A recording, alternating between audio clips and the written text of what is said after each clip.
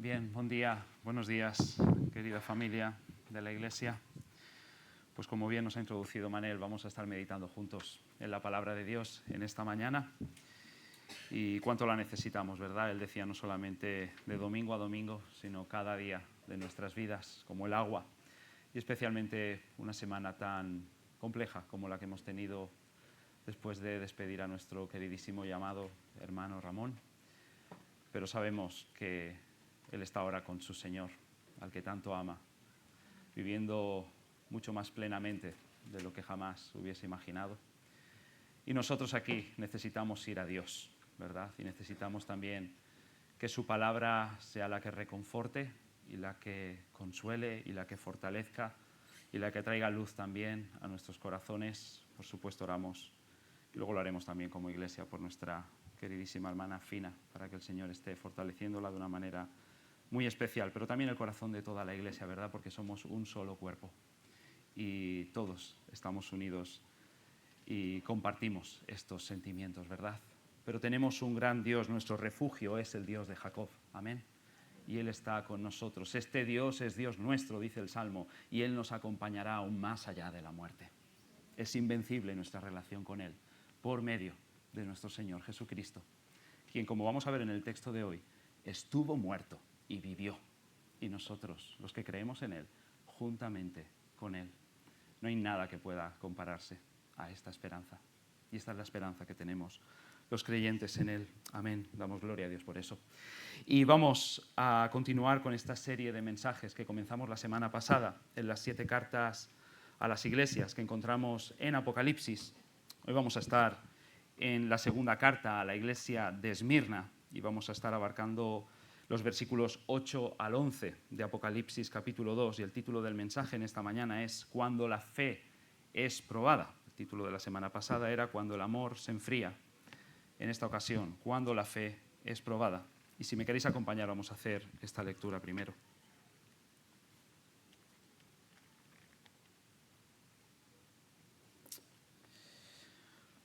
Pues como concluye cada una de estas cartas, también nosotros podemos decir, el que tiene oído, oiga lo que el Espíritu del Señor dice a las iglesias. Y dice así, Apocalipsis 2, a partir del verso 8.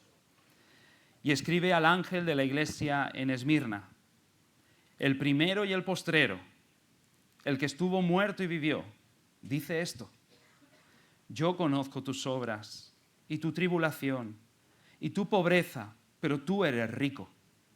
Y la blasfemia de los que se dicen ser judíos y no lo son, sino sinagoga de Satanás.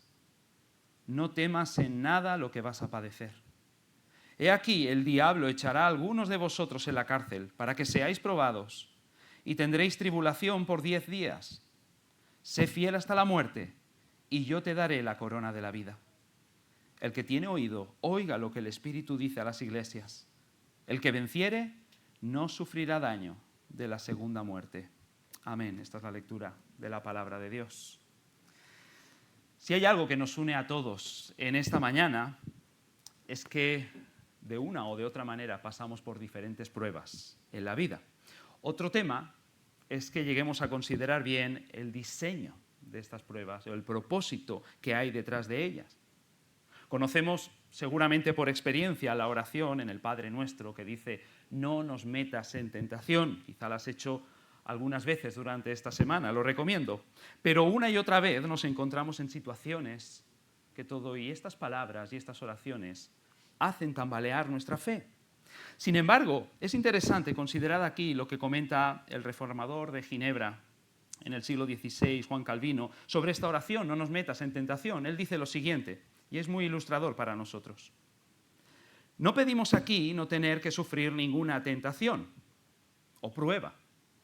Tenemos grandísima necesidad de que las tentaciones nos despierten, estimulen y sacudan, pues corremos el peligro de convertirnos en seres amorfos y perezosos si permanecemos en una calma excesiva. Cada día prueba el Señor a sus elegidos, adiestrándoles por medio de la vergüenza, la pobreza, la tribulación y otra clase de cruces. Amén. Y este es exactamente el punto. del mensaje a esta iglesia. Podríamos decir que este es el tema central de este sermón.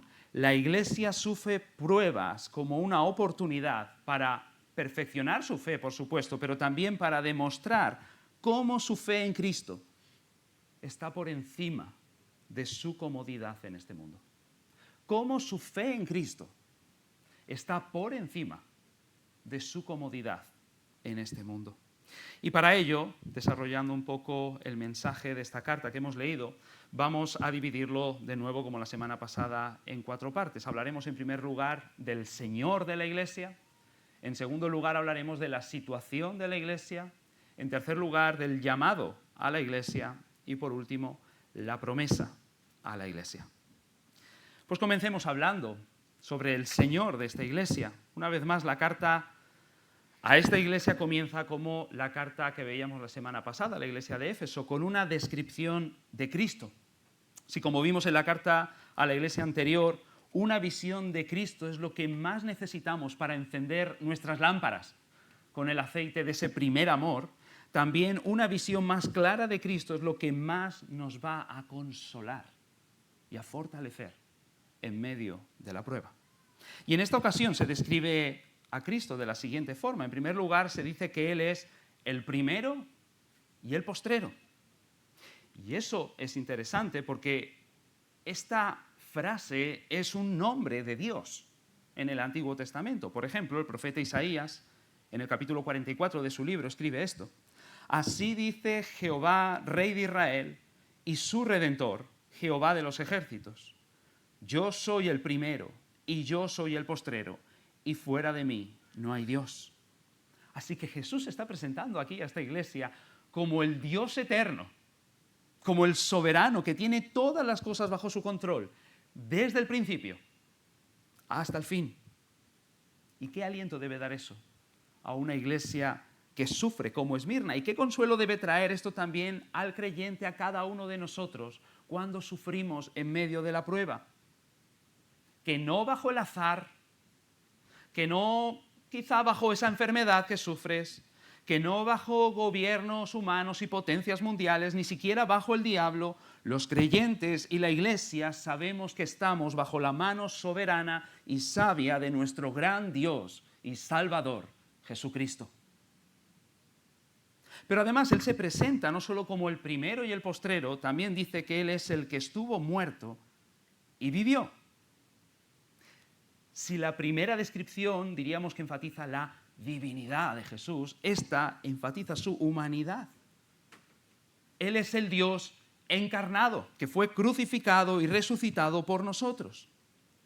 Y esto podría traer una gran confianza a los cristianos de Esmirna, al igual, como decía, que a nosotros hoy, en medio de nuestras pruebas, de una manera muy profunda. Déjame señalarte 3. En primer lugar, eso señala su victoria sobre la muerte. Jesús murió por nuestros pecados y resucitó, escribe Pablo, para nuestra justificación delante de Dios.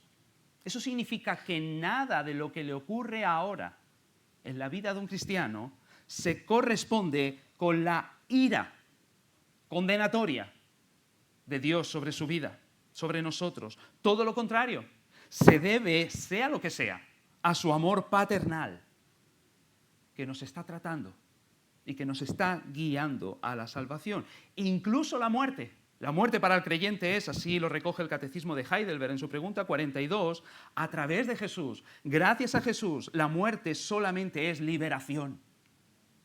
Liberación del pecado y un paso hacia la vida eterna. Eso es lo que ha experimentado nuestro hermano Ramón esta semana. Liberación. ¿Lo crees así? Liberación del pecado, de las miserias de esta vida, incluso propias, y un paso hacia la vida plena, hacia la vida eterna. Pero no solo señala su victoria sobre la muerte, que Él murió y ahora está vivo, señala también su protección permanente por ellos. Jesús vive. Jesús vivo. Dice el autor de la carta a los Hebreos, capítulo 7, versículo 25, que Él está viviendo siempre para interceder por nosotros. Ese es el propósito de su vida ahora. Él vive siempre para interceder por nosotros. Y de hecho el libro de Apocalipsis entero lo presenta así, con diversas imágenes, ¿verdad?, continuamente. Y gracias a eso, la iglesia de Esmirna y cada uno de los creyentes ahora tenemos la misma seguridad que Jesús le dio a Pedro cuando le dijo: Simón, Simón, sois débiles, Satanás os ha pedido para zarandearos como a trigo, pero yo he rogado por ti que tu fe no falte. Eso está haciendo Él. Podemos cantar, como haremos también más tarde en este culto: cuando me falle la fe, Él me sostendrá.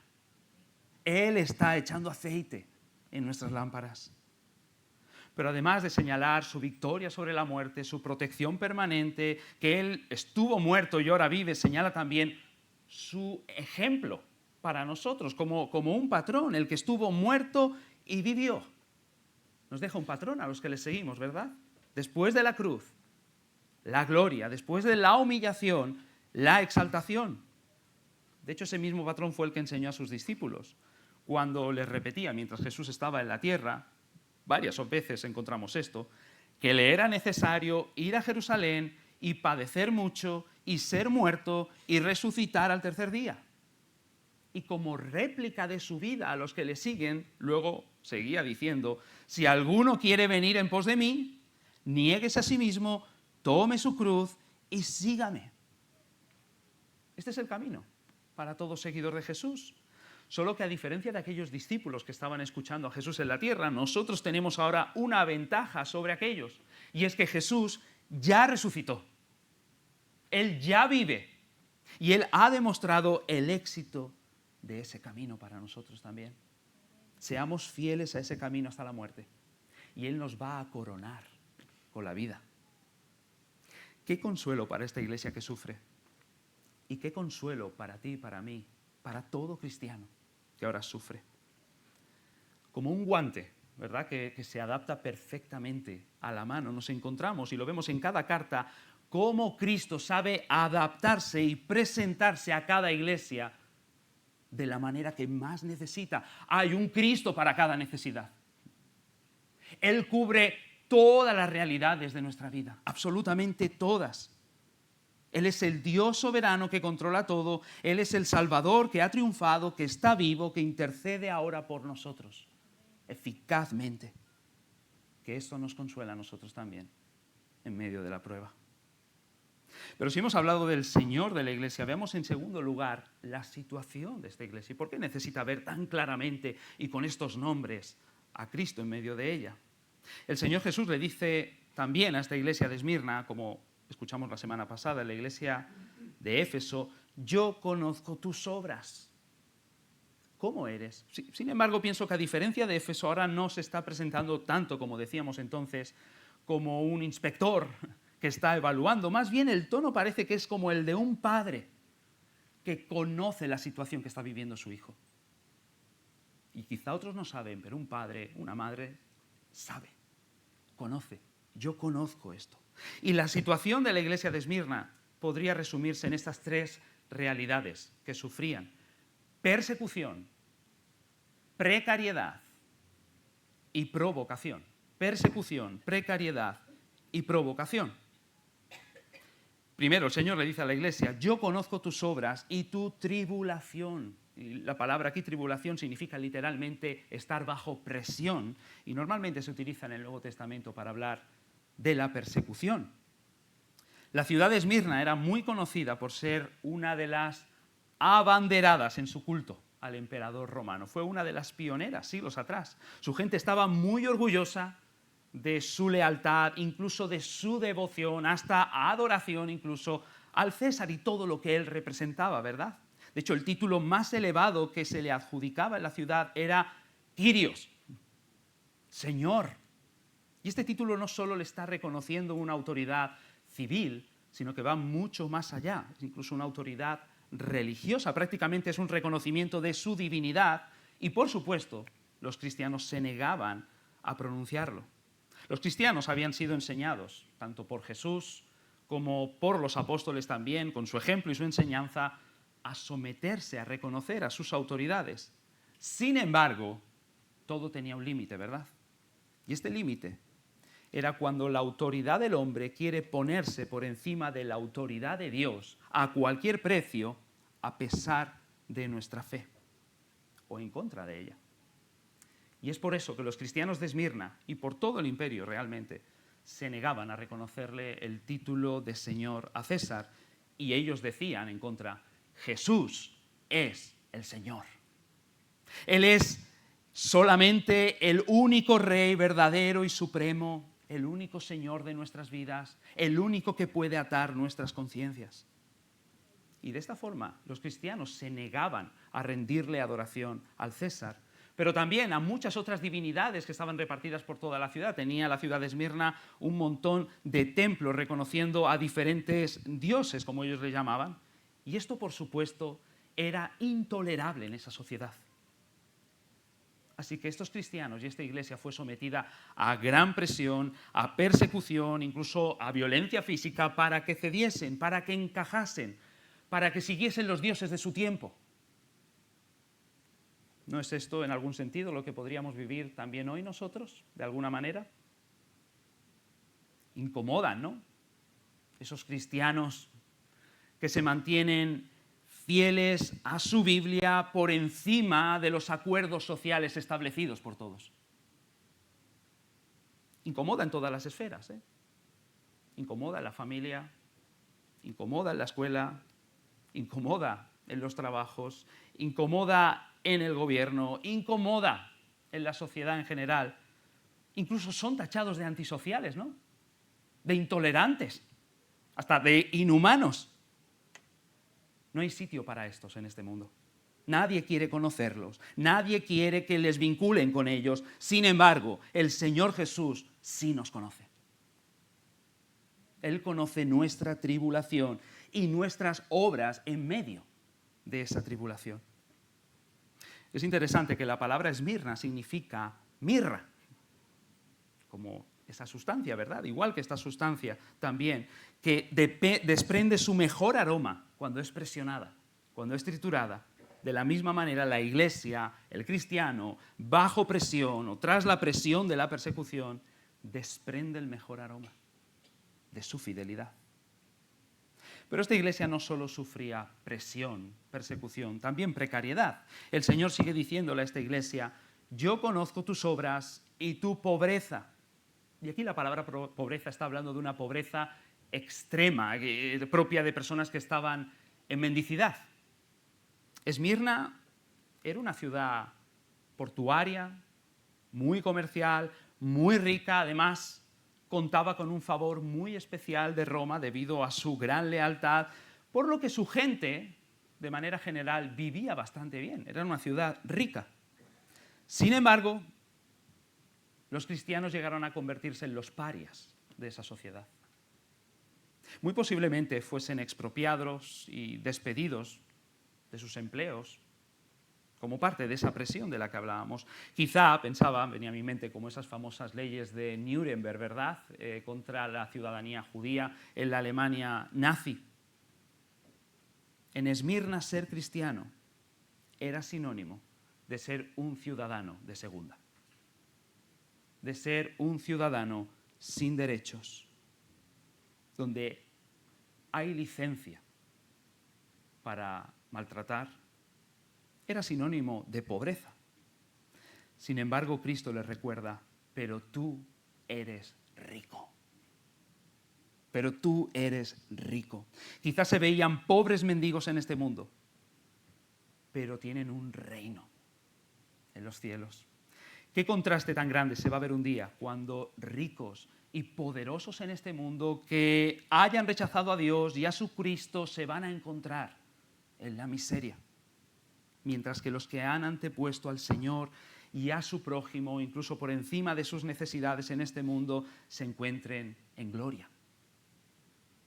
Jóvenes que estáis aquí, os pregunto lo mismo que el profeta Isaías le preguntó a su siervo: ¿buscas para ti grandezas en este mundo? No las busques, dice. No las busques. Busca al Señor. Busca ser rico con Dios. Busca ser rico en la fe. Busca ser rico en las buenas obras. y entonces serás grande en el reino de los cielos. ¿Cómo vivirías si supieses que un familiar te ha dejado una herencia enorme a tu nombre? Quizá ahora estás pasando por precariedad económica, pero sabes que hay una herencia enorme que se ha dejado a tu nombre, que te está esperando. Seguro que, a pesar de las dificultades económicas que puedas pasar, cuando llegases al final del día en casa te consolarías, ¿verdad? Pensando en esta herencia que vas a recibir y te sentirías bastante seguro. El Señor Jesucristo, el que estuvo muerto y vive, nuestro pariente mayor, nuestro mayor familiar, Él nos ha dejado una herencia incalculable, como escribe Pedro, reservada en los cielos, bajo llave, para nosotros. En medio de todas nuestras precariedades, no solamente económicas, también de salud, las que sean, vivamos aquí como aquellos que saben que son ricos allí. Donde verdaderamente importan las riquezas, donde, como dijo Jesús, las riquezas no se oxidan, ni ladrones pueden entrar para robarlas. Pongamos nuestro corazón en esas riquezas. Y en tercer lugar, esta iglesia sufría provocación. Jesús acaba diciéndole a esta iglesia: yo conozco tus obras y la blasfemia de los que se dicen ser judíos y no lo son, sino sinagoga de Satanás. En Esmirna había una población judía bastante importante y rica, muy influyente también, y como en otras ciudades que sabemos por todo el imperio, en esta también se levantaron como una fuerza hostil contra la iglesia local de esa ciudad. Y a pesar de sus creencias, de su religión, de sus tradiciones, sabemos por otros episodios y otros relatos en el Nuevo Testamento que eran bastante hábiles para adaptarse a los intereses del imperio, cómo camuflarse bien allí. De manera que, aprovechando la lealtad de estos cristianos a su Cristo, provocaron una persecución contra ellos, acusándoles de ciudadanos inadaptados, ciudadanos peligrosos. Tal era la aversión de los judíos en esa ciudad contra los cristianos que solo medio siglo más tarde, 50 años, en el 155 después de Cristo, tuvieron un papel muy preponderante en el martirio del obispo, del pastor de esa misma iglesia en Esmirna, el conocido Policarpo. En una oleada de persecuciones contra la iglesia en esa ciudad, se hicieron famosas, han pasado a la historia, las palabras de este obispo, Policarpo, como lo que pronunció delante del gobernador antes de que fuese condenado a la hoguera. Cuando el gobernador le dio la oportunidad de negar a Jesús como el Señor, este respondió: he servido a Cristo por 86 años y nunca me ha hecho nada malo. ¿Cómo podría yo ahora blasfemar a mi Rey y a mi Salvador? Impresionante el coraje. Y la historia indica que los judíos en esa ciudad fueron los primeros en ir a recoger la leña para ponerla en la hoguera, a pesar de que era Shabbat y sus costumbres les prohibían cargar peso. Así de fuerte, así de incluso diabólica era la hostilidad de los que en aquella ciudad se decían ser judíos y no lo son. Esos no tenían nada que ver con Sadrach, Mesach y Abednego. Nada que ver. Por supuesto lo eran étnicamente, culturalmente, religiosamente, pero como en otros textos del apóstol Pablo, no espiritualmente, no escuchaban de verdad a Dios, no al Dios de las Escrituras, por lo que no creían en su Hijo Jesús. Ellos pensaban que eran una sinagoga de Dios en la ciudad y más bien se habían convertido en una sinagoga que promovía los intereses del adversario de Dios, una sinagoga de Satanás en esa ciudad. Así que persecución, precariedad, provocación, esto es, como decía una periodista conocida aquí en Cataluña, el estigma de la cruz. Esto es el estigma de la cruz, es el estigma de llevar el nombre de Cristo sobre nosotros en un mundo que le crucificó. ¿Y qué podríamos esperar? Pero esta iglesia lo llevó en esa ciudad con mucha honra, con mucha dignidad. ¿Y nosotros? En la familia, en la escuela, en el trabajo, Iglesia, si en el mundo sufrimos presión, desprendamos nuestro aroma. Si en el mundo somos despojados de todo, pongamos nuestra mirada en las riquezas que tenemos en el cielo.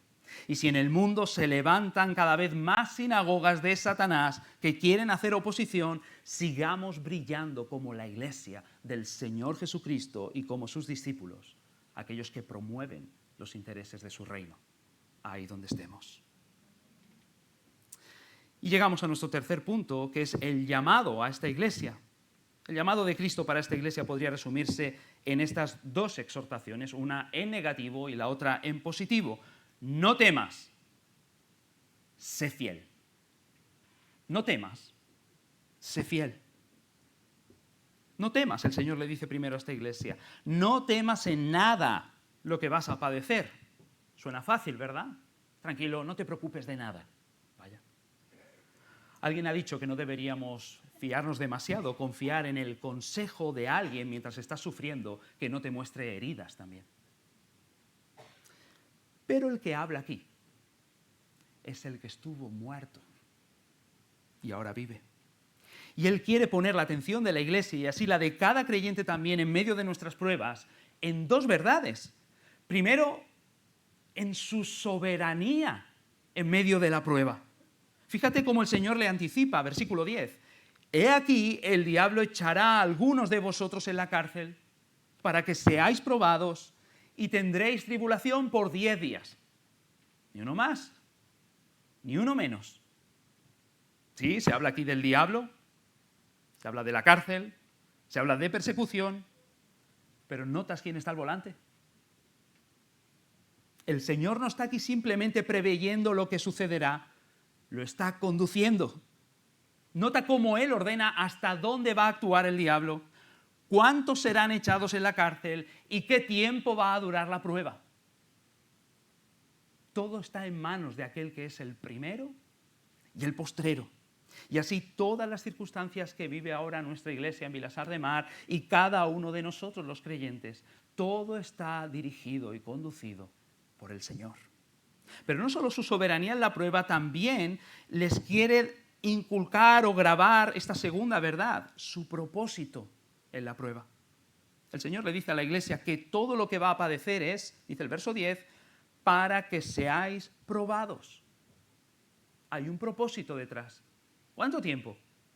10 días. Y más allá de la literalidad o no de esta cifra, esto nos está hablando de un periodo de tiempo definido, limitado, tan completo como un 10, tan completo como para cumplir el propósito de la prueba y ni un segundo más. Así va a ser. La sabiduría de Dios está detrás de todo lo que vamos a sufrir. Mira cómo lo expresa Pedro en su primera carta. En lo cual, está hablando de esta salvación que Cristo nos ha regalado, vosotros os alegráis, aunque ahora, por un poco de tiempo, notas aquí otra vez la definición del tiempo, si es necesario, nota aquí también el propósito, tengáis que ser afligidos en diversas pruebas, para que sometida a prueba vuestra fe, mucho más preciosa que el oro, el cual, aunque perecedero, se prueba con fuego, sea hallada en alabanza, gloria y honra cuando sea manifestado Jesucristo. En el banco del cielo, la fe es más preciosa que el oro. Compras más cosas con fe que con todo el dinero del mundo. El propósito de la prueba es precisamente purificar la fe, buscar más al Señor, aferrarnos más a Él, poner la mirada más en Él, conformarnos más a Él, desear estar más con Él. Si tú llegas a la tumba con todo el oro del mundo, pero sin fe, has perdido. Si tú mueres pobre, pero con fe, eres rico. Has ganado. Ese es el propósito de la prueba. Por supuesto, no solo purificar a cada uno individualmente, purificar a la Iglesia, limpiándola. Pero vemos que el propósito del Señor detrás de estas pruebas siempre es sabio y bueno. Fíjate en un detalle interesante. La Iglesia donde más se menciona la actividad del diablo, de las 7, es la Iglesia, juntamente con la de Filadelfia, donde no se menciona ningún reproche. ¿No te llama la atención eso? Qué frustración para el diablo, ¿verdad? Cuando hace sus mejores esfuerzos por desestabilizar a una iglesia, por destruir la vida de un creyente, solo consigue purificarla más bajo la dirección soberana y sabia del Señor de la iglesia. Y eso es verdad para cada uno de los creyentes aquí. Pero no solamente le deja esta exhortación, no temas, le da una en positivo también, sé fiel. El Señor le dice a esta iglesia, sé fiel hasta la muerte. Y seguramente muchos de aquellos miembros que fueron encarcelados en esa iglesia acabarían siendo ejecutados. Cuando pensaba en esto, no podría evitar pensar en Fiel, el personaje en el libro del Progreso del Peregrino, de John Bunyan, ¿verdad? Cuando él y Cristiano se dirigían a la ciudad de la vanidad y este otro personaje evangelista les avisó que uno o los dos tendrían que sellar su testimonio con sangre. Pero les dijo, sed fieles hasta la muerte y el rey os dará una corona de vida. Es lo que tenemos aquí. Sé fiel en este contexto quiere decir simplemente sigue creyendo. Sigue creyendo y por supuesto también con las respectivas obras de fe, ¿no? Quizás estás pensando ahora que en nuestro contexto es improbable que seamos probados, ¿no? de esa manera tan extrema como estamos leyendo aquí. Pero sin que podamos relajarnos tampoco demasiado con esta idea, pero lo cierto es que no hace falta que esperes hasta tener que morir por Cristo para mostrar tu fidelidad a Él hasta la muerte, hasta las últimas consecuencias. Recuerdo hace un tiempo atrás escuchar a la hija de un pastor colombiano que fue asesinado por una banda de narcotráfico debido a los efectos de su predicación en la ciudad. Y aquella adolescente, reflexionando después, dijo que toda aquella situación le había llevado a hacerse la siguiente pregunta. ¿Qué es más difícil? ¿Morir por Cristo o vivir por Cristo?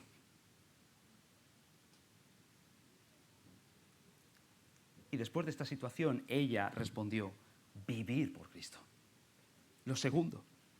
Ella decía, porque morir por Cristo puede llevarte unos segundos, pero vivir por Cristo conlleva morir cada día a ti mismo. Cada día. No tienes que esperar hasta tener que morir por Cristo para mostrarle tu fidelidad. Preparémonos para un momento como ese, haciendo morir cada día nuestra carne, cada día nuestros deseos desordenados, cada día nuestro temor a los hombres más que el temor a Dios y de todo lo que nos aleja de nuestra fidelidad al Señor. Esmirna era conocida por ser fiel al César. Y el Señor le dice a esta iglesia y a cada uno de nosotros, tú sé conocido por ser fiel a Cristo hasta las últimas consecuencias. El que tiene oído, oiga lo que el Señor dice a las iglesias. Y con esto llegamos a la última sección, que es la promesa a la iglesia. El Señor siempre acaba con una promesa a cada una de las 7 iglesias. Y esta carta a la iglesia de Esmirna concluye de nuevo con una. Dice el versículo 11, el que venciere no sufrirá daño de la segunda muerte. Y de nuevo, como veíamos la semana pasada, la promesa viene introducida por una condición, ¿verdad? El que venciere. Las cartas se dirigen siempre a la iglesia en general, pero la promesa requiere tu participación personal. No basta solo con que pertenezcas a una iglesia fiel, debes ser fiel tú mismo, personalmente. Miembros fieles al Señor en su fe, en medio de las pruebas, forman iglesias fieles. Y una vez más, la condición sugiere lucha espiritual, ¿verdad? Y no solo lucha, victoria. Podemos demostrar fidelidad durante un periodo en la prueba, pero no hasta el final. Ser fieles 5 días, pero no los 10, que nos está estipulando el Señor.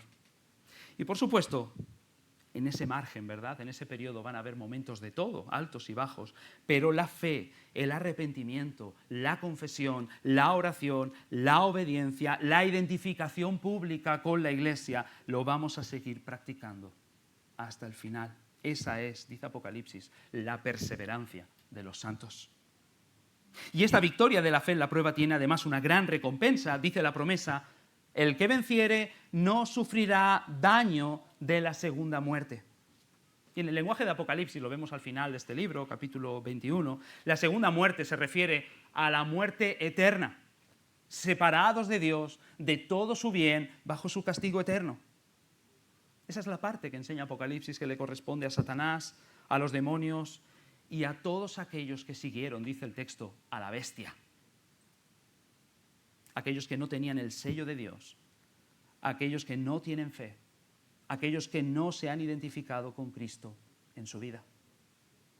Y realmente, si lo piensas, esta es la parte que todos nosotros merecíamos en nuestros pecados, separados de Dios, separados de Cristo, si no fuese porque Él sufrió hasta la muerte y vive.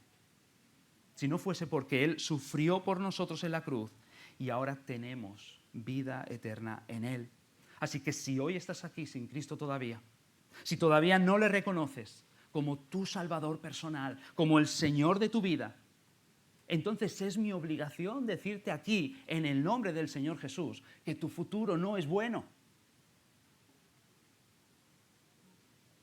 Querido amigo, querida amiga, hay una muerte que evitar y hay una vida que ganar. Y solamente hay una manera de conseguirlo. Ven hoy mismo a Cristo en arrepentimiento y fe. Ven a Cristo en arrepentimiento y fe porque Él ha prometido, el que cree en mí tiene vida eterna. Y yo le resucitaré en el día postrero. Y esto es hoy para ti también. Escucha esta buena noticia. Escucha este evangelio. Y esta es la promesa para los que creemos, para los que seguimos creyendo hasta el final a pesar de las pruebas. Y la promesa, fíjate que está muy adaptada a la situación de aquella iglesia, a la que el Señor le dijo, sé fiel hasta la muerte. Quizá muchos en esa ciudad iban a sufrir la primera muerte, es la muerte física, por su fe, pero no sufrirán daño de la segunda muerte, que es la muerte eterna. Y de alguna manera está en el trasfondo, aquellas palabras que Jesús le dijo a sus apóstoles mientras Él estaba en la tierra, cuando les envió y les dijo, esto lo tenemos en el Evangelio de Mateo capítulo 10, no temáis a los que matan al cuerpo, mas el alma no pueden matar. Temed más bien a aquel que puede destruir el alma y el cuerpo en el infierno. Quizás te suena extraño esto, pero Jesús nos enseña que debemos vencer un temor con otro temor más grande. Que debemos vencer el miedo a los hombres con el miedo a Dios. Que debemos vencer el miedo al sufrimiento temporal con el miedo al sufrimiento eterno. Eso es lo que está diciendo Él. Y de esa manera, lo segundo tendrá más influencia en nosotros que lo primero. Va a controlar nuestras decisiones. Eso es lo que nos va a ayudar siempre a ser fieles.